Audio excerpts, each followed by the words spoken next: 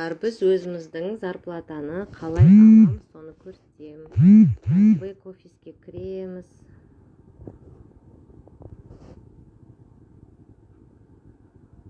Осы жерде сол жақта 3 сызықша болады, соны басамыз. Қазір көрсетемін. Міне. И осы жерде финансы дегенді басамыз. Осы жерде міне электронный счет деген ол біздің айлық. Осыны басатын болсақ, көрсетіп жатыр. Міне бізге начисление түсті. Начисление кэшбэк на фактуру. Ең астынан 16 июньде бізге қай айда қанша теңге, қанша балымен шыққаны көрсетіліп тұрады.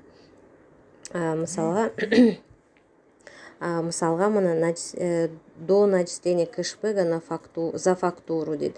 1490 теңге түскен. Начисление на премиальный план деген. Оған 1839 теңге түскен. Мына осылардың бәрін қосқан кезде 7411 теңге түскен. Жалпы біздің командадан қанша түседі, өзіміздің личный товар обороттан қанша түседі, осылардың бәрі көрсетілген.